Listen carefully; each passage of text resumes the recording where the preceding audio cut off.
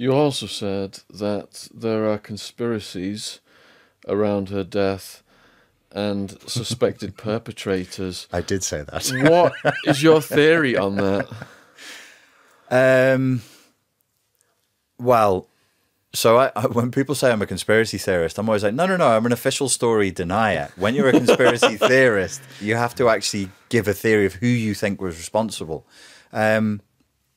I've thought about it a lot over the years, not least because I was young when it happened, but I remember having the conversation with my mum and saying they will kill her because of the defiance, the flagrant defiance. But who is they? Do I think Elizabeth and Philip sat down and said, "Oh, we've got to do her in, Off with her head, off with her"? I just think I don't think it would have been quite so vulgar, but somebody may have come along and said, "Hey, there's some chaps who we know, and they have this idea, and we're wondering what you think of the idea." And then if you're turning this into a movie, and that scene in the movie, the Queen wouldn't say anything. She'd just look at you, and you'd be like, "Okay, Mom," and off you. But she wouldn't say yes or no. It would just be a silence. It's like all these advisors, isn't it? That are in there, kind of running things. It's a brand. It's always been a brand, and it's a powerful, powerful brand. And there's a lot of vested interests with ties to the military. So, are there ex-SBS and SAS guys who are extremely loyal, hanging around, looking for money, nursing their PTSD through alcoholism? Not to stereotype, but many people are struggling with that. And somebody came up with a proposition and said, this is what we can do. I suspect so. Did they make a mess of it?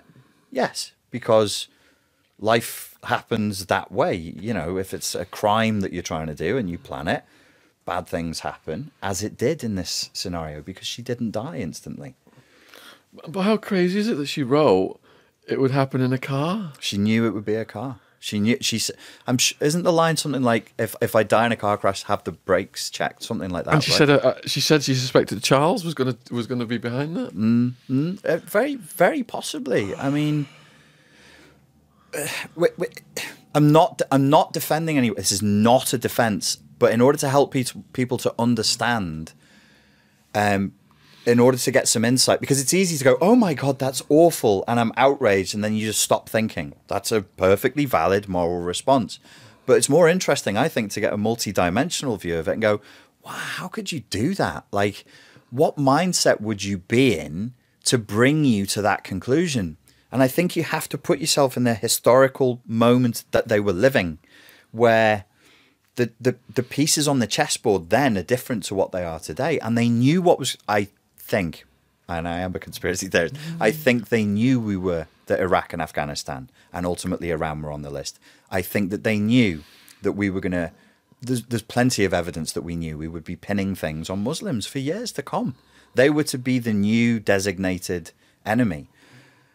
And had she chosen anybody else, an Italian, a Spaniard, anybody else, she may very well still be alive today.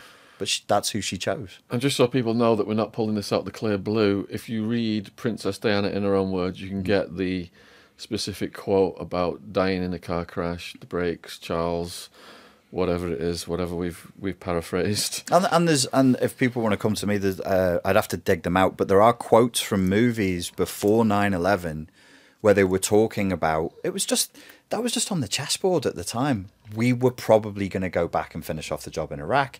We were probably going to... There's a line in a film called The Long Kiss Goodnight where they talk about doing 9/11.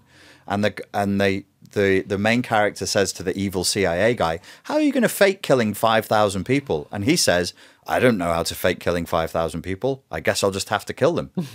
"And who are you going to blame it on?" And he says, the line is, "We'll blame it on the Muslims." I'm not saying I don't believe it's predictive programming and the director has an insight into what's going to happen. I don't believe that. I think it was in the air.